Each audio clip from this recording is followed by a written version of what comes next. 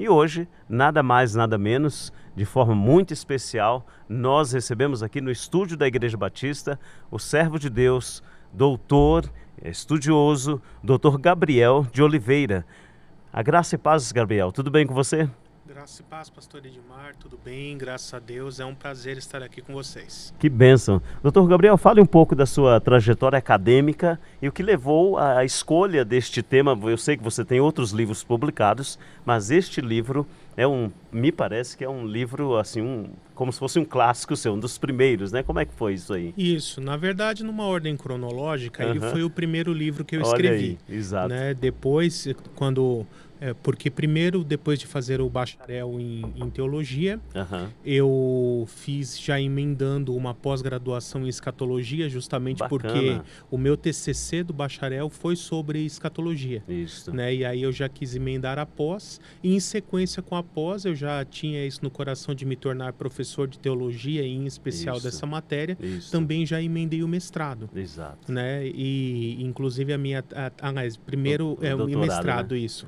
Mestrado em escatologia, e depois só em 2016 que eu fui fazer o meu doutorado em teologia sistemática, que aí abarcou os outros assuntos dos outros livros. Aí você não continuou a pesquisa de escatologia no doutorado? Não, eu fiz só até o mestrado para me tornar docente da área. A teologia sistemática entra a escatologia também, claro, né? Mas claro. ela vira um dos assuntos de um ramo maior. Ou seja, né? há quanto tempo você pratica pedagogicamente este tema na área acadêmica? Olha, se eu for voltar bem no início, eu posso dizer que por volta dos idos ali de 2007, eu já era professor de EBD na igreja que eu congregava, e eu quis fazer um estudo de escatologia durante um semestre inteiro ali na classe de EBD da igreja, e ali foi interessante porque na época eu já estava ali cursando o meu bacharel, terminando na verdade, e eu comecei a pesquisar livros para ver qual eu poderia usar como livro base para dar os estudos. Claro. E aí, analisando esses materiais, eu percebi que eles se dividiam em duas partes, né, em dois grupos, né? Aqueles mais completos, mais robustos, eles tinham uma linguagem muito técnica, muito rebruscada. E para um público leigo, assim, cristãos comuns, né, ficaria difícil entender. E no outro lado, aqueles livros mais simples, mais diretos, eles eram muito superficiais e incompletos. E foi daí que eu pensei assim, olha, já que eu não encontrei nenhum material ideal, que fosse ao mesmo tempo completo e simples, eu vou juntar aqui 5, 6 livros diferentes, pegar um pouquinho de cada reescrever, e aí eu quis fazer uma apostilinha para usar nesse curso da EBD, isso lá em 2007. E essa apostilinha eu posso dizer que foi o primeiro rascunho do que lá na frente depois virou a minha monografia e depois virou o livro Manual Prático de Escatologia. Que bênção, né? A primeira edição dele foi publicada em 2010. O livro já tem 14 anos já no mercado e já vendeu mais de 10 mil exemplares. Que bacana, é uma alegria. Fale aí em 2 minutos o conteúdo rápido desse livro, que será o tema também abordado nesses próximos domingos na Escola Bíblica Dominical, aqui na Igreja Batista, iniciando às 9 horas, todos os domingos, no mês de janeiro, de forma total. Você e eu aprenderemos um pouco sobre escatologia e literatura apocalíptica, e o Dr. Gabriel vai apresentar rapidamente, porque hoje o tema, apesar de ser um tema voltado à escatologia, abordaremos a parte histórica. Quando, como surgiu essa ideia, essa visão, essa literatura escatológica e como ela se transforma para uma literatura apocalíptica. Esse é o tema de hoje. Espero que você continue sendo extremamente edificado. Mas agora, Dr. Gabriel vai apresentar de forma sintética o conteúdo do livro, que também será o conteúdo da Escola Bíblica Dominical. Certo. Então, inclusive, isso eu já vou falar um pouquinho nesse primeiro estudo agora, do próximo domingo, dia 5, porque as pessoas, a grande maioria das pessoas, elas têm esse falso conceito de que escatologia é apocalipse. Isso, né? exato. Então, e é fim do mundo. O senhor chama de falso conceito por quê? Porque ele é muito simplista e incompleto. Okay. Eu acredito que talvez seja até uma ausência de conhecimento, né, das pessoas. Simplicidade no sentido assim de colocar tudo no mesmo pacote. É porque o que acontece, pastor? Em geral, nós como cristãos, é assim, a gente se converte, começa a ler a Bíblia e em um determinado momento, a gente acorda um dia de manhã e fala assim, eu quero saber como vai ser o fim do mundo. Aí você pega a Bíblia, vai direto lá no Apocalipse, né? Lê, não entende nada e acha muito difícil, com tantos monstros, tantos anjos, tantas mortes. Eu costumo dizer que a escatologia não é um bicho de 7 cabeças, mas ela tem um bicho de 7 cabeças, uma besta do Apocalipse, né? Apocalipse 13. E a pessoa ela fica assim com esse falso conceito e isso faz ela achar o estudo da escatologia difícil. Exato. Mas por quê? Porque, na verdade, a escatologia, no seu aspecto mais amplo, ela não trata só do futuro.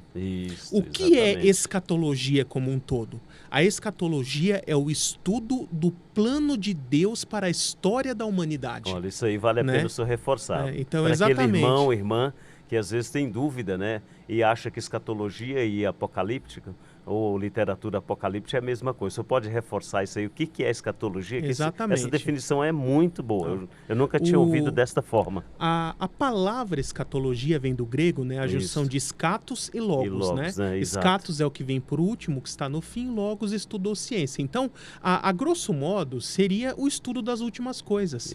Mas quando nós nos voltamos para a Bíblia, essa definição ela é simplista, é incompleta. Então, o que seria escatologia? Nós temos que pensar o seguinte: Deus, ele desde a criação, desde a eternidade passada, ele já tem um plano traçado e definido para a história da humanidade. Né? E esse plano vai se desenvolvendo em várias etapas no decorrer da história humana. Então, o que é escatologia? É o estudo desse plano como um todo, do início ao fim, que começou lá na criação e vai ser concluído nos novos céus e nova terra. Né? E esse plano com diversas etapas. E aí, para nós que estamos aqui no tempo, né? As etapas que já se cumpriram, nós chamamos de passado. As que estão se cumprindo em nossos dias, chamamos de presente. E as que ainda irão se cumprir para nós, chamamos de futuro. E o pessoal tem esse costume de achar que é só essa parte do que ainda vai se cumprir, que é o futuro, que é a escatologia, não. Porque são todas essas partes de um único plano para a história da humanidade, que Deus já traçou e definiu. Então, eu costumo fazer essa analogia. Eu digo para os alunos assim, lembra lá por volta da sua 5ª série, a sua aulinha de geografia, quando você aprendeu quantos pontos são necessários para fazer uma reta. Aí quem lembra vai falar 2 pontos. Então, seguindo essa mesma analogia, pense o seguinte, na Bíblia a gente tem que primeiro aprender como foi o passado, aí você marca um pontinho. Depois como está sendo o presente, aí você marca um outro pontinho. Aí, do passado para o presente, você traça uma reta atravessando o presente e seguindo. Então, a direção que essa linha te aponta é como será o futuro. E é muito importante entendermos isso, porque na Bíblia, nas profecias, nesse plano de Deus, o futuro nada mais é do que a consumação desse plano que começou no passado e está se desenvolvendo no presente. Um erro muito comum das pessoas é tentar entender o futuro escatológico dissociado do passado e do presente, quando na verdade ele é uma continuidade desse mesmo plano.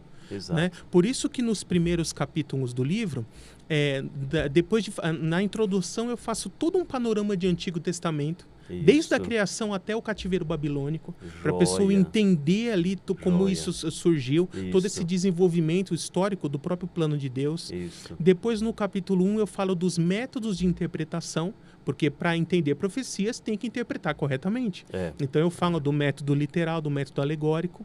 Depois no capítulo 2 eu falo das alianças que Deus fez no decorrer da história, alianças e dispensações, que as dispensações nada mais são do que trechos desse plano. Esse plano de Deus, Deus subdividiu a história da humanidade em algumas eras, em algumas etapas, e cada uma dessas etapas a gente chama de dispensação. E de forma muito clara, né? Porque é possível hoje, através da ciência, através da academia, das pesquisas, você ter as dispensações muito bem definidas, né? Muito com bem certeza, definidas. Isso é né? muito bom. E tem uma forma, assim, que eu coloco no livro, que é muito fácil de entender quando termina uma dispensação e começa outra. Porque toda nova dispensação começa com a entrega de uma aliança da parte de Deus. Então, toda vez que Deus entrega uma aliança nova, ele está substituindo a anterior, encerrando aquela dispensação e dando início a uma nova. né? É a entrega dessa aliança por parte de Deus que marca o início de uma nova dispensação. Exato. Né? E aí sim, eu falo de profecias que falam muito sobre o passado hoje para nós, né? A maior parte já se cumpriu, mas também já apontam para o futuro. Então eu entro nas profecias de Daniel, falam sobre as 70 semanas, falam sobre os impérios mundiais, ali da visão da estátua, da visão dos animais, né? Aí depois no capítulo 5, que eu vou abordar as profecias sobre o presente, principalmente com o sermão escatológico de Cristo ali em Mateus 24, Marcos 13 e Lucas 21. A partir do capítulo 5, então, nós podemos pensar que seria um pouco mais específico literatura apocalíptica ou não? Como é que pode... Sim, tem uma ênfase mais forte. Eu sei que elas se entrelaçam entre si, né? Mas a literatura apocalíptica, ela parece que começa a resplandecer nas palavras de Cristo e fecha com João. É isso mesmo? Mais ou menos? A definição de literatura apocalíptica é o seguinte, até no começo parece que vai complicar mais o que eu vou dizer, mas no final explica. Toda literatura escatológica também é apocalíptica. Mas nem toda literatura apocalíptica é escatológica. Exatamente. Né? Confunde um pouco, mas depois você explica. O que seria literatura escatológica? Toda literatura, todos os trechos da Bíblia que falam a respeito de assuntos que, pelo menos na época em que foram escritos, eram profecias. Porque de toda a Bíblia, cerca de 25% são profecias. Exato. Né? Então imagina, 1/4 de todas as Sagradas Escrituras são só profecias. Profecias que uma parte já foi cumprida, outra ainda irá se cumprir no futuro. Exato. Mas quando foram registradas, eram todas ainda profecias a serem cumpridas. E então todos os trechos bíblicos que falam desse plano de Deus para a humanidade, todos os eventos relacionados a ele, fazem parte do escopo da escatologia, mesmo estando uma parte já cumprida. Agora, quando nós falamos de literatura apocalíptica, né? E essa palavra apocalipsis do grego significa revelação. É trazer para a luz o que está no escuro, o que está escondido, né? Ele passa a ideia de revelar para a humanidade como será o desfecho da história. Então, os profetas desde o Antigo Testamento, e todos os profetas do Antigo Testamento falaram conteúdo escatológico, a literatura apocalíptica são aqueles trechos revelados por meio de símbolos, né, simbologias. Por isso que já no capítulo 1 do livro eu falo como interpretar simbologias, porque isso é fundamental para entender as profecias, né? E eles vão revelando por meio de símbolos, de visões, de sonhos, de figuras, né? Esse desfecho cataclísmico e abrupto da história, em que em algum momento Deus vai invadir essa história, entrar no cosmos, agindo de forma sobrenatural, abalando os poderes e as forças dessa criação, né? E assim, na literatura apocalíptica mais antiga, eles tinham uma ênfase mais triunfalista. Né? Inclusive, assim, desculpa até interferir o senhor, quando nós olhamos na perspectiva histórica mesmo, na histórica social, aí você olha, por exemplo, o cativeiro. No cativeiro nós tínhamos profetas que profetizavam e ainda, mesmo sendo profecias para o futuro, talvez escatológica, mas eles não tinham noção disso e a linguagem era esta que o senhor está colocando, triunfalista, né? Ou seja, uma remissão do cativeiro para uma salvação de um novo templo, um novo espaço, um novo sentido social. E me parece que depois do cativeiro que começa a surgir as imagens, as simbologias, porque nem sempre a literatura escatológica e apocalíptica veio carregada de símbolos e mitologias não, de imagens, nem sempre, né? Houve essa transição e é esse momento que o senhor está explicando agora. Eu poderia dizer que de Isaías para frente, nós já começamos a encontrar um uso de simbologias, de visões. Mas do cativeiro para frente, então falando aí de Jeremias, Ezequiel, Daniel, Zacarias, já no pós-cativeiro, nós já vemos isso em mais abundância. Isso se torna uma ênfase nos profetas, né? Mas lá nos profetas anteriores ao cativeiro, qual era a escatologia deles? Porque se nós formos pensar qual é o primeiro texto escatológico da Bíblia, o senhor poderia arriscar um palpite? Eu acredito que está em Gênesis. Sim. Sabe qual é? Gênesis 3,15. Gênesis 3,15, Porque exato. a partir do momento da queda, Deus já faz uma profecia de que no futuro viria um descendente da mulher para esmagar a cabeça da serpente. Exatamente. Então, a primeira profecia escatológica e messiânica aqui, né, falando do próprio Cristo, já está lá no Gênesis, né? Então, olha o erro de achar que escatologia é Apocalipse. Não, escatologia já está no Gênesis. Tá no Gênesis, né? Desde o Gênesis já tem escatologia. Né? Então... Agora, só abrindo um parênteses, por exemplo, aí nós olhamos, Abraão não teve essa perspectiva porque a chamada de Abraão era outra, né? A promessa é trazer o plano de Deus para uma nação, um povo e etc. Quando nós olhamos Moisés, Josué, olhamos aí os profetas, aliás, o rei Davi, Saul, eles não tiveram essa perspectiva porque não era esse o propósito, na verdade. Ou tem algum texto escatológico? Tem. Eles poderiam não ter a consciência plena disso. E por que não tinham? Porque a Bíblia, Deus entregou a Escritura por um processo chamado de revelação progressiva. Isso. Então, o que significa isso? Não foi assim, quando o povo saiu do Egito, foi para o deserto, Deus não chamou Moisés de um lado e falou assim, Moisés, agora vamos fazer uma teologia sistemática. Né? Escreve. Então vai escrever um livro só sobre doutrina da salvação. Não foi assim. Deus foi revelando no decorrer da história, no decorrer dos ensinamentos, trechos proféticos, trechos que falam de todos os assuntos do que hoje nós chamamos de teologia sistemática. Porque, para você que está nos assistindo, o que é teologia sistemática? Parece um nome difícil, né? Nada mais é do que tratar o conteúdo bíblico por assuntos. Então, por exemplo, eu quero saber o que a Bíblia fala sobre salvação. Então, eu vou ler a Bíblia inteira, separar todos os trechinhos que falam sobre salvação e harmonizar a informação, o conteúdo desses trechos, criando um sistema.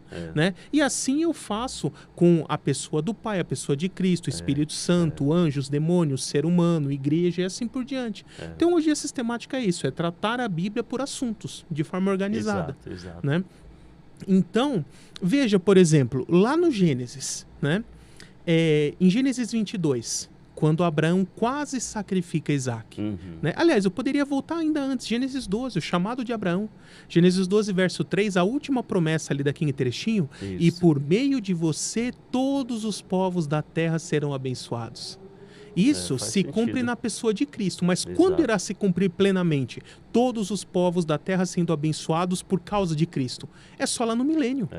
Então ali já é escatologia. Que bacana. Né? Gênesis 22, lá versos 16 a 18, quando Abraão quase sacrifica Isaac, Deus diz assim para Abraão, juro por mim mesmo, declara o Senhor, que por não ter me negado o seu único filho, esteja certo que cumprirei tudo o que te prometi. Ele já estava remetendo ali a Gênesis 12, 13, 15. E olha que interessante.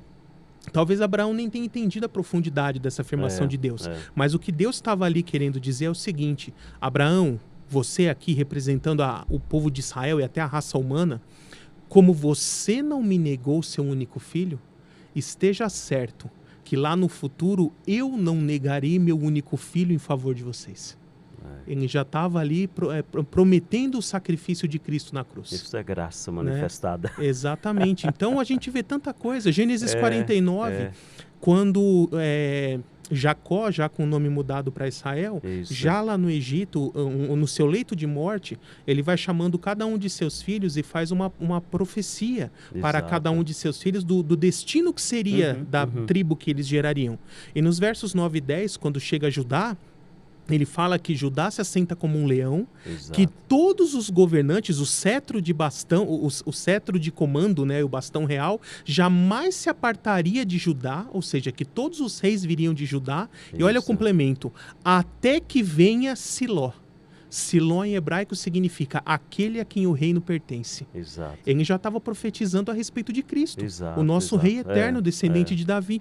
E quando Cristo vai se assentar num trono em Jerusalém sobre a casa de Israel e restaurar o trono de Davi? É só no milênio. Então ali, Gênesis 49 é escatologia. Bacana. Né? Então a gente vê escatologia em toda a Bíblia. Mas são textos que não são tão comuns sob essa perspectiva escatológica, né? Normalmente nós ouvimos ministrantes, pregadores, usando esses textos, mas em outras para despertar outras fé. ênfases, né? É, outra ênfase, mas é muito interessante mesmo quando você olha de forma detalhada e observa essa linha do tempo, né? Que muitos fatos acontecerão de forma apocalíptica escatológica. Muito bacana isso aí, bacana mesmo. Então, já que nós falamos um pouquinho já chegamos até Abraão, né? Vamos olhar um pouquinho quando os profetas de fato, Dr. Gabriel, começam a entender que o reino de Deus ele seria estabelecido em um futuro, em um futuro não apenas num futuro templo, mas em um futuro distante, estilo não cosmovisão, mas que atingir o cosmo, né? Que seria sempre eterno. Como é que... Podemos chamar uma redenção de toda essa criação. Isso. Essa criação caída. Nós vemos já, até profetas anteriores a Isaías, né? Poderia dizer que Oséias, Joel já falam disso, mas em Isaías a gente já vê isso de uma forma mais plena, mais profunda, né? Porque dentro da revelação progressiva eles vão se complementando. Inclusive, Miqueias, ele é contemporâneo de Isaías, veio um pouquinho antes. Isso. Provavelmente eles até conviveram durante algum tempo, né? Então até tem profecias em Miqueias que depois vão ser aprofundadas em Isaías. Por exemplo, Miqueias 5:2, né? Tu, Belém Efrata, a menor dentre todas as cidades de Judá, de ti virá o Redentor, aquele cujas origens vêm desde os tempos da eternidade. E depois quem mais fala sobre essa vinda do Redentor é o Isaías, que vem em sequência, né? Então, assim, a escatologia do Antigo Testamento, o que eles pensavam a respeito de como seria o futuro? Qual o nível de revelação que eles tinham até aquele momento? Eles entendiam o seguinte: em algum momento no futuro, o Messias irá se manifestar, julgar o mundo, estabelecer o reino messiânico sobre a terra, onde a nação de Israel seria exaltada sobre todas as nações. E depois, de Isaías para frente, nós vemos também já entrando o conceito de ressurreição. De que quando o Messias se manifestasse para julgar o mundo e estabelecer o reino, os santos, os salvos, aqueles que morreram crendo na esperança da vinda futura do Messias, porque é isso que salvava no Antigo Testamento, a esperança messiânica. Né? A crença de que no futuro viria o descendente da mulher para esmagar a cabeça da serpente. Desde Gênesis já estava essa revelação. É verdade. Né? Então, qual era a crença deles? De que no futuro viria o Messias, restauraria essa criação, estabeleceria o reino de Deus pleno sobre a terra, Israel seria exaltada e os santos que morreram nessa fé ressuscitariam para experimentar e vivenciar esse reino. Mas essa visão já era colocada, já era proposta pelo profeta Isaías, por exemplo? Sim. Né? A gente pode pegar, por exemplo, Isaías 26:19. Ele fala, mas os teus mortos viverão, falando ali num contexto de quando o Messias viesse. Depois, em Daniel 12, um pouco mais para frente, a gente já tem o conceito de ressurreição de uma forma mais profunda descrito, né? Mas a escatologia do Antigo Testamento, e principalmente nesse período pré-exílio, o que eles tinham de revelação era isso. Olha, vamos aguardar, em algum momento no futuro vai vir o Messias, que vai restaurar essa criação, julgar o mundo, estabelecer o reino, e os santos ressuscitarão para viver esse reino messiânico junto com o Messias, né? Agora, do cativeiro para frente, vão sendo inseridos outros elementos desse plano de Deus, vão sendo revelados. Por exemplo, o conceito de período tribulacional. Né? Jeremias ele vai falar tempo de angústia para Jacó, né? Para Israel. Então, Oséias vai falar também de que o dia do Senhor não será um dia de luz, mas de trevas. Esse texto de Oséias é extremamente conhecido, né? E parece assim que ele é um marco que começa a apresentar que a escatologia envolve esse dia do Senhor, esse julgamento, essa prévia da salvação. Haveria o julgamento e depois a salvação. Parece que Oséias foi o precursor disso? Sim, cronologicamente podemos dizer que sim.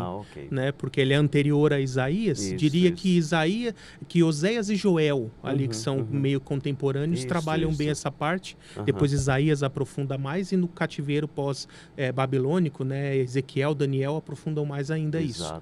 né? Mas a ideia é essa. Aí é inserido o período tribulacional, inserido ali os juízos que esse mundo terá que passar, perseguição dos santos, o levante do iníquo, que depois nós aqui de Jesus para frente na teologia cristã vamos chamar de anticristo. Isso, né? exato. Então, todos esses momentos, eles vão sendo inseridos e o plano de Deus vai ficando cada vez mais completo. De forma que lá no livro de Apocalipse, a gente chega na plenitude. E olha que interessante, Jesus, ele trabalha, e assim, quando você estuda o porquê Jesus usou as parábolas e analogias e metáforas do jeito que usou, você vê o quão fantástico ele foi em cada uma dessas falas.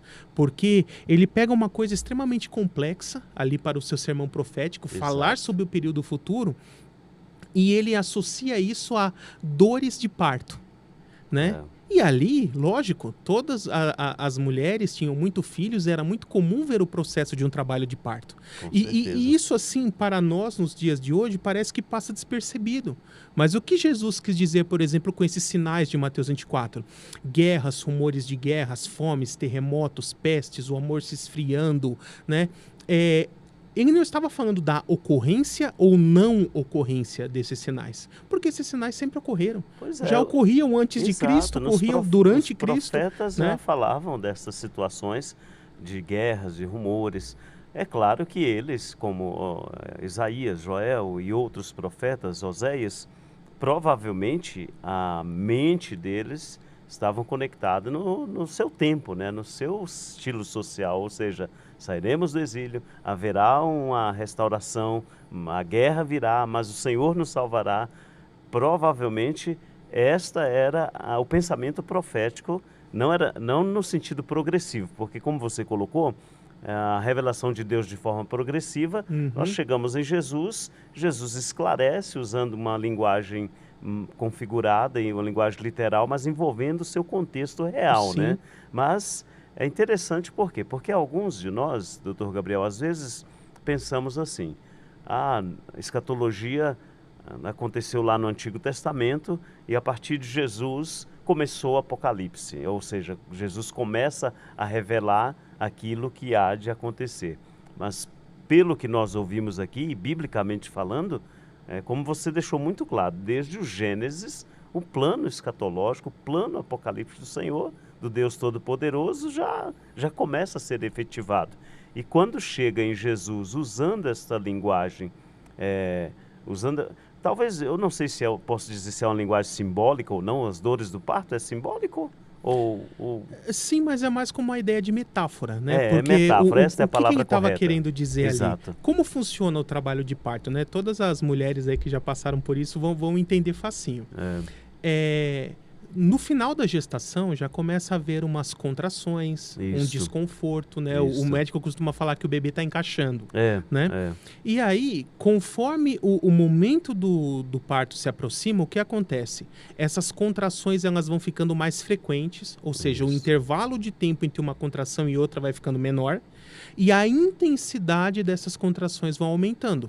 Cada contração, a seguinte, é um pouquinho mais forte do que a anterior. Inclusive tem até uma métrica para isso, né? Isso, exatamente, para saber quando que é o momento do trabalho de parto. Eles medem essa progressão. Exato. E foi exatamente isso que Jesus quis dizer. Ele falou, observem esses sinais como as dores de parto. Ou seja, o que nós temos que observar nesses sinais?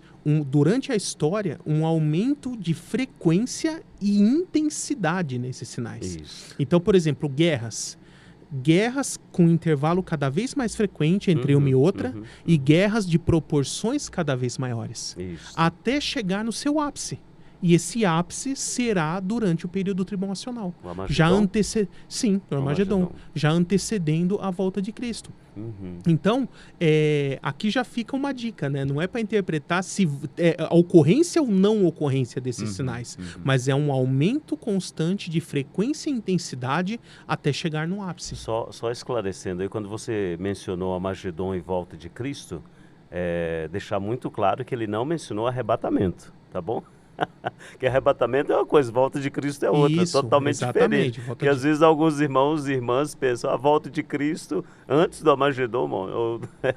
É interessante essa linguagem. Mas continue, doutor Gabriel, com essa explicação. Então, e Jesus, ele evoca os profetas do Antigo Testamento quando está falando isso. Por exemplo, Mateus 24, quando chega no verso 15, ele vai dizer assim: quando virem o sacrilégio terrível no templo do qual falou o profeta Daniel, quem lê entenda. Exato. E aí os que estiverem na Judéia fujam para os montes. Ele começa a descrever. Assim como ele falou de Joel, de Isaías e de tantos outros profetas. Então, na verdade, o que ele faz é evocar profecias do Antigo Testamento e as explicar. E é lógico que ele também traz várias novas revelações. Mas já partindo da base que os profetas do Antigo Testamento deixaram. E você já nas suas pesquisas, você chegou a ter uma observação nos ouvintes de Jesus daquela época, os rabinos, os fariseus, os escribas, como é que eles interpretavam essa fala de Jesus para aquela época? Eles eram conhecedores, mas será que eram conhecedores tão profundos para compreender que Jesus estava apontando para o fim? Como é que... Você já teve alguma... Alguns, né? A maioria tinha uma visão bem limitada a respeito disso. Até porque, quando nós olhamos o Antigo Testamento, as profecias messiânicas, elas se dividem em dois grupos. Um grupo, que é o que a gente chama do Rei Messias, filho de Davi. Que são aquelas profecias do Messias poderoso, rei, general, que vai vir em glória para julgar o mundo e estabelecer o seu reino. Espelho de Davi, né? Seria mais ou menos assim, tudo aquilo que Davi foi, exatamente, né? Como guerreiro, eu diria até mais, um super Davi, vamos dizer assim, né? Exato. Mas não é só isso que o Antigo Testamento fala. Quando nós vamos, por exemplo, para o Salmo 22, Isaías 53, Zacarias 9, nós vemos que tem um outro grupo de profecias que falam do Jesus, filho de José. Né? O Jesus filho do homem, o Jesus humano, aquele que vai vir a este mundo para sofrer, ser traído, ser morto na cruz, como o Salmo 22 já fala ali, transpassaram minhas mãos e meus pés, né? Isaías 53 também fala muito sobre isso, e depois iria ressuscitar, como o Salmo 16 fala ali nos versos 9 e 10, né? Tu não permitirás que o corpo do teu santo sofra decomposição, nem que a tua alma permaneça no Sheol, né? Falando ali da ressurreição dele, que depois o próprio apóstolo Pedro, em seu primeiro discurso ali em Atos 2, evoca essa profecia, dizendo, né, Davi era profeta e profetizou que o Messias iria ressuscitar, e ele cita o Salmo 16. Já que você mencionou essas duas vertentes messiânicas, o judaísmo hoje é aquilo que popularmente é conhecido como judeu messiânico. Ele normalmente ele tem como base o Messias proveniente de Davi ou o Messias proveniente de José? Qual das? O filho de Davi. Filho de Davi. Isso. Então, mesmo os judeus messiânicos contemporâneos, eles esperam o filho de Davi. Isso, assim, aí eu preciso primeiro definir o termo. Isso. Porque todo judeu ortodoxo, ele é messiânico, num certo sentido. Por quê? Ele acredita que o Messias virá no futuro. Em um dos Messias, né? Ou seja, ou o Messias de Davi ou o Messias... Então vamos pegar o judeu ortodoxo hoje. Ele acredita que o Messias virá no futuro, nos moldes do Messias filho de Davi, para julgar o mundo e estabelecer o reino. Né? Agora, mas eles não acreditam que Jesus de Nazaré era o Messias. Eles acreditam que o Messias ainda virá. Outra pessoa. Né? Exato. Agora, o que nós chamamos de judeu messiânico hoje é um judeu que entende que deve continuar seguindo o judaísmo, a lei de Moisés e os seus critérios, mas ele reconhece Jesus de Nazaré como o verdadeiro Messias. Então, ele entende que as profecias do Jesus, filho de José, já foram cumpridas na primeira vinda, da mesma forma que nós cristãos, né? E as do Jesus, filho de Davi, se cumprirão na segunda vinda. Então, basicamente, eu acho que a diferença crucial entre um judeu messiânico hoje e um cristão evangélico, estou dizendo aqui, é que o judeu messiânico entende que ainda deve-se continuar seguindo a lei de Moisés, né, descrita ali no Pentateuco, e o cristão já entende que não. né? Então, a diferença crucial é essa. Mas os dois grupos reconhecem Jesus como Messias, reconhecem quem já se manifestou na primeira vinda e que virá numa segunda vinda no futuro. Ele aceita todos os sinais escatológicos, apocalípticos que ainda hão de acontecer, né? Sim. Inclusive, os fariseus da época de Jesus não aceitaram Jesus como Messias justamente porque eles já estavam pensando no rei Messias, filho de Davi. Eles queriam um Messias general para liderar os em guerra, destruir o Império Romano, libertá-los do jugo romano, estabelecer Israel como uma nação autônoma, autossuficiente, ter supremacia sobre as demais nações. É isso que os judeus da época queriam, a libertação do jugo romano com o Messias general. E aí, como o Jesus de Nazaré veio e não fez o que eles queriam que ele fizesse, ele foi rejeitado. Eu acho que isso assustou Herodes, né? Porque eu acho que essa era a visão de Herodes, né? No sentido assim, de que a profecia esperada e aguardada pelos seus contemporâneos judeus era esse valente, esse super Davi, né? Então é interessante. Continuando aí a perspectiva que você fala desses sinais de parto, doutor Gabriel. Então, assim, hoje, o que é que a igreja, o que é que nós, os servos de Deus contemporâneos, quais são os principais sinais que nós precisamos ficar muito atento, além das guerras, além de tudo aquilo que Jesus coloca? Tem alguns sinais que você destacaria? Acho que antes disso é importante frisar que Jesus não nos orientou a ficarmos aguardando sinais. Nós, igreja. Né? Ele nos orientou a estarmos prontos para um retorno dele a qualquer momento. Mas os sinais não nos alertam para estarmos prontos, não? Ou não tem essa? Pode ser num certo sentido. Eu vou entrar em mais detalhes daqui a pouco. Mas essa não pode ser a ênfase. Não. Por quê? Jesus falou que ele virá, isso para o arrebatamento, da mesma forma que um ladrão vem de noite. Sem aviso, sem antecedência, sem preparo, assim, né? Então, devemos estar prontos para que ninguém seja pego desprevenido. Perfeito. Né? Então, a orientação de Jesus devemos estar prontos para um arrebatamento, uma volta de Cristo para a igreja a qualquer momento. Né? E não ficar olhando os sinais, eu vou esperar acontecer tal coisa, senão... aí depois disso é arrebatamento. Aí acontece, né? Que... E até porque, assim, na teologia nós falamos que o arrebatamento é iminente. A definição de iminente, né? Sem nenhum pré-requisito a ser cumprido.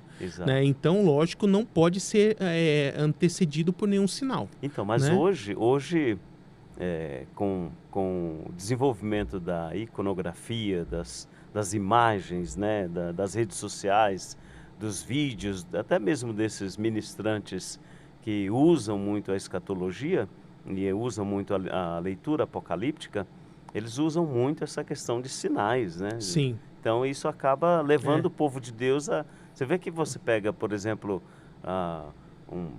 uma pessoa que fala sobre isso e a pessoa bate nos sinais. Olha o sinal, olha Israel, olha o que está acontecendo com a guerra na Ucrânia, olha o que está acontecendo com a guerra não sei o quê. Existem alguns sinais, eles só não podem ser a nossa ênfase. Exato. Né? E isso é muito bom você deixar claro, exatamente por isso, que na realidade, assim, o servo de Deus, ele foi, e sempre será orientado por Jesus a estar pronto, né? Através da santidade, da comunhão, etc, da graça, etc. Mas... atentar aos sinais, principalmente neste tempo contemporâneo, faz parte, eu acho que faz parte, né? Eu acho, não sei. E olha que interessante, o senhor falou ali sobre o retorno da nação de Israel, né? Aí a gente pensa isso como escatológico. Sabe qual é a primeira referência bíblica de que Israel ia voltar a existir como nação? Não lembro. Não sei, na verdade. Deuteronômio 30, versos 1 a 10.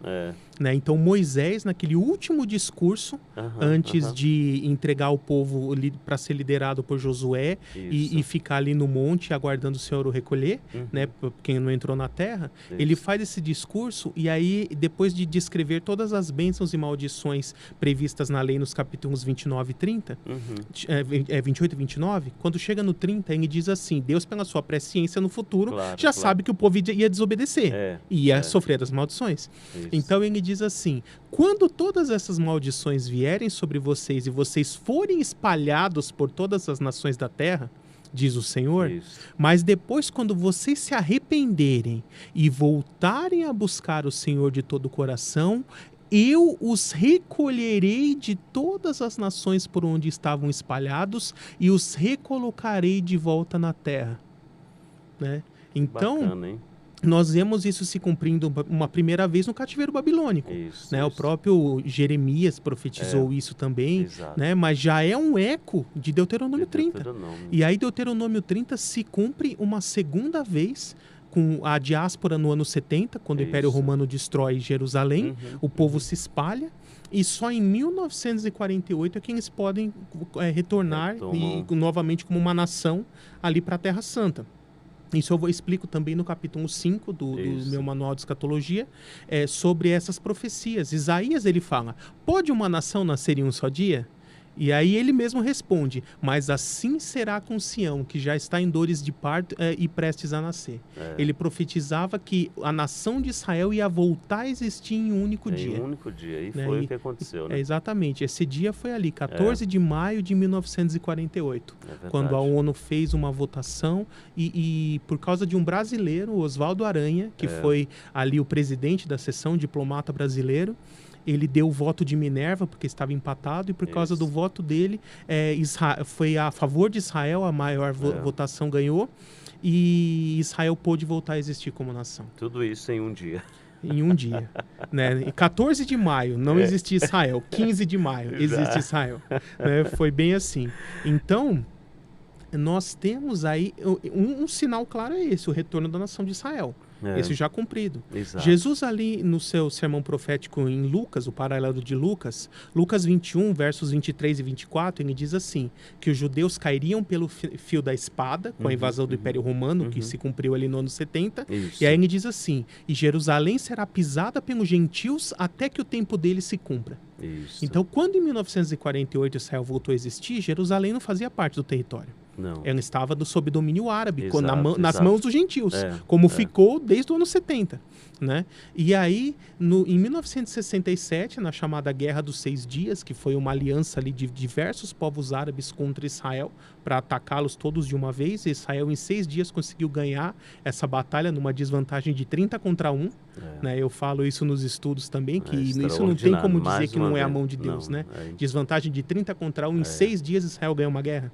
Né? E isso é recente, né? Sim. Recente, né? Assim, historicamente muitas pessoas estão vivas ainda, que já eram nascidas nessa recente, época. Né? Algo assim, a mão de Deus, a mão e a ação de Deus é atemporal, né? Não tem, é impressionante isso. E aí nós vemos que em 1967 para frente, Israel já anexa Jerusalém a seu território. Só que ela ainda não tem o domínio completo da cidade, ela tem o domínio político. Mas se você for visitar lá, principalmente a Cidade Velha, ela é dividida em 4 bairros, distritos, né? Tem o distrito judeu, o distrito árabe, né, o distrito católico e o distrito cristão ortodoxo, os armenos, né? Então, ali ela está dividida ainda com gentios, mas Jesus fala que em algum momento Jerusalém voltará para a mão de Israel. Isso é um outro sinal escatológico. Né? Daniel 12 fala: o conhecimento muito se multiplicará no tempo do fim. Né? E o que nós vemos nos últimos 100, 120 anos aí? Todo o desenvolvimento tecnológico sem precedentes em toda a história. Isso é um outro sinal do fim dos tempos. Se nós olharmos a última década, vamos colocar aí nem um século, né? Vamos colocar 1, 2 décadas que nós temos experimentado desse desenvolvimento extraordinário. Hoje, a cada minuto surge algo novo dentro da ciência, dentro das academias, né? E é impressionante a velocidade como isso se multiplica, né? Mas é um sinal extraordinário, né? É um sinal... Mas se o pessoal quer um sinal para ficar de olho, o pessoal costuma se assustar muito quando fala de guerras, principalmente guerras em Israel. Isso. Né? Mas lá em Daniel 9, 26... falando sobre essa profecia, isso se estende até os nossos dias, Daniel falou e depois Jesus evocou a profecia de Daniel dizendo: guerras e desolações foram decretadas. Então já era esperado e profetizado que haveria esse período de constante falta de paz na Terra Santa, que continua até os nossos dias. Exato. E aí eu sempre digo, pessoal, não se assustem com guerra em Israel. Se assustem quando não tiver guerra. Se assustem quando alguém chegar e fizer a paz. Porque este é o sinal. Daniel 9:27 fala ali, ele, que é um príncipe que há de vir dentre os gentios, que é o anticristo, fará um acordo com muitos por uma semana, que são 7 anos. Um acordo de paz entre os judeus e os seus inimigos, que hoje são os árabes. Então, quando chegar um líder dentre os gentios que fizeram um acordo de paz entre judeus e árabes, e esse acordo efetivamente sair do papel e for respeitado pelos dois lados, e efetivamente começar a ser cumprido... Aí quem não estiver preparado, que se prepare. Esse é o sinal derradeiro de que o período tribulacional vai começar. Mas hoje a mídia social coloca muito a questão da guerra em Israel mesmo, né? E é raro ouvir um expositor... claro que você é um expositor sério e por isso está colocando isso, para que a igreja, os servos de Deus, preste atenção na paz, né? Neste momento, nessa situação pós-guerra, né? De um conciliador. E isto deve sim ser um momento... Isso é neotestamentário, pastor. Se a gente for lá olhar em 1 Tessalonicenses 5, versos 2 e 3, Paulo vai dizer assim: eis que quando estiverem dizendo paz e segurança, lhes sobrevirá grande e repentina destruição, e de forma nenhuma escaparão. Então, o fim dos tempos será desencadeado exatamente isso, quando alguém, esse falso Cristo, que o mundo vai achar que é o verdadeiro, e até os judeus no primeiro momento vão achar que é o verdadeiro também, ele aparecerá no cenário mundial, conseguirá costurar esse acordo de paz entre judeus e árabes, e efetivamente, pelo menos durante algum tempo, haverá essa falsa paz na Terra Santa. Muito bem, doutor Gabriel. Passou muito rápido o nosso tempo. Nós temos aí alguns poucos minutos. E eu quero, nesses últimos minutos, convidar você. Esteja conosco todos os domingos, no mês de janeiro, a partir das 9 horas, das 9 às 9h45, você receberá um alimento sólido, um alimento consistente sobre esse tema, escatologia e literatura apocalíptica, e será uma alegria receber você aqui em nossa igreja. Mas hoje nós queremos ouvir aí as palavras finais deste podcast com o Dr. Gabriel, e logo após essas considerações finais, nós estaremos orando por um propósito. E o propósito da oração de hoje é para que você, que ainda não experimentou a certeza deste tempo, deste arrebatamento, a certeza de que breve, muito breve, o seu nome, você será chamado para a eternidade, nós iremos orar para que o Espírito Santo de Deus te oriente a esta convicção, que você e eu tenhamos certeza absoluta, não nos sinais, mas que estamos prontos. Doutor Gabriel, as últimas considerações aí, e lembrando que sexta-feira que vem, às 20 horas, estaremos aqui, e todo mês de janeiro, né, será uma alegria para nós, um papo muito saudável, muito acadêmico, mas bem fácil de compreender. Sim. Eu também reforço esse convite, você que é de Santo André, de todo o ABC, né, regiões próximas, venha aqui na Igreja Batista Central de Santo André nos domingos de manhã, a partir das 9 horas, essa série de estudos. Se você mora distante e não tem condições, assista pela internet, pela transmissão, será muito proveitoso para todos vocês. E quero também aproveitar esse final falando também sobre essa importância da fé e da certeza do arrebatamento. Isso. Muitas pessoas acham que o arrebatamento, a ideia de arrebatamento começa com Paulo, lá em 1 Tessalonicenses 4, mas na verdade não é. O próprio Senhor Jesus prometeu o arrebatamento. Exato. Se você for ver lá em João 14, versos 2 e 3, Jesus diz assim: não se perturbe o seu coração. Creia em Deus, creia também em mim. Na casa de meu pai há muitas moradas. E se não fosse assim, eu lhes teria dito: eu vou lhes preparar lugar. E quando eu for e preparar lugar, voltarei e os levarei para mim. Exatamente. Para que vocês estejam para sempre onde eu estiver. Então Jesus nos prometeu que ele voltaria para o céu, nos preparar essa morada eterna, que Apocalipse vai chamar de a Nova Jerusalém, Jerusalém Celeste. E quando essa morada estiver pronta, ele vai voltar para nos buscar, para nos levar e habitar nessa morada. Né? E agora, você vê, me surgiu na mente aqui. Arrebatamento tem até no Gênesis. Olha que legal. Sabe por quê? Se a gente for olhar lá em Gênesis 24, normalmente o título se chama assim, Uma Noiva para Isaac. Isso, exatamente. E Isaac, ele é uma simbologia de Cristo, assim como Abraão é do Deus Pai. Isso, né? isso. Então, olha aqui na história, Deus mostrando o arrebatamento. Exato. O pai, Abraão, queria uma noiva para o seu filho Isaac. Isso. E o que ele faz? Ele manda o seu servo fiel a uma terra distante, que seria aqui o nosso planeta Terra, né? Porque Abraão e Isaac estão na casa do Pai, né? Jesus e o Pai estão no céu. E aí esse servo fiel, que é o Espírito Santo, desce aqui na Terra e vai procurando uma noiva. E hoje o Espírito Santo está aqui. Quem quer se tornar parte da noiva de Isaac, da noiva de Cristo, né? E aí quando ele encontra lá a Rebeca, ela não é obrigada. Ele pergunta, você quer ser noiva de Isaac? Ela fala, eu quero. Ela escolhe, é voluntário. E aí ela fala, me dê mais alguns dias para eu me aprontar.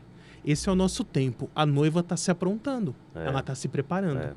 E aí o texto diz que quando a noiva ficou pronta, o servo fiel pegou ela dessa terra distante e começou a trazer ela em direção à casa de Abraão. E Isaac ficou parado? Não. O texto diz que Isaac estava lá na porta e ao ver de longe o servo fiel trazendo a sua noiva, o que ele faz? Vai ao encontro dela. Exatamente. E é o que 1 Tessalonicenses 4 fala, que o Espírito Santo nos conduzirá aos ares para o encontro com o Senhor. Ele desce do céu e nos encontra no meio do caminho, da mesma forma que Isaac encontrou Rebeca no meio do caminho. E aí ele toma a noiva das mãos do servo fiel, leva para a casa do pai e consuma o casamento. Isso é extraordinário. Tá vendo como no Gênesis, na vida de Isaac, a gente já tem ali a simbologia do arrebatamento. E que nós, hoje, os servos de Deus, precisamos ter isso com seriedade, né? Ter essa segurança, ter essa certeza. Doutor Gabriel, muito obrigado pela participação de hoje. Foi bênção de Deus recebê-lo aqui.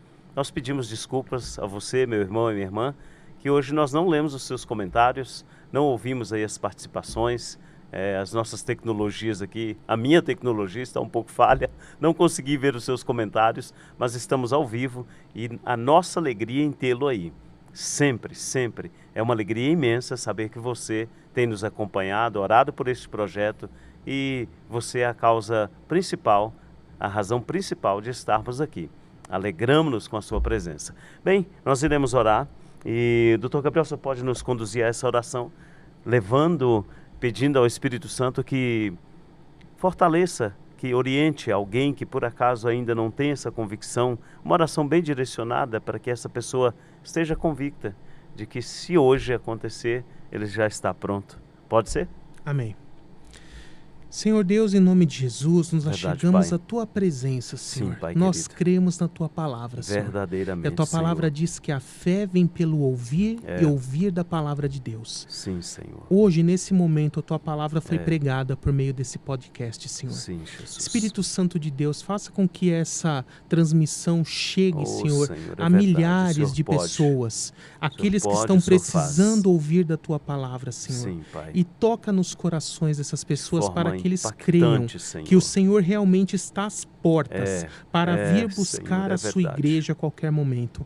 E se essa pessoa ainda não Gera, tem Senhor, certeza da convicção. sua salvação em Cristo, Espírito Senhor, Santo de revela, Deus. Senhor. Faça, Sim, Senhor, Pai, sim. a sua missão de trazer o homem ao arrependimento, levando ele a Jesus, é reconhecer o verdade. pecado, a justiça e o juízo de Deus, Sim, como diz Jesus. na tua santa palavra.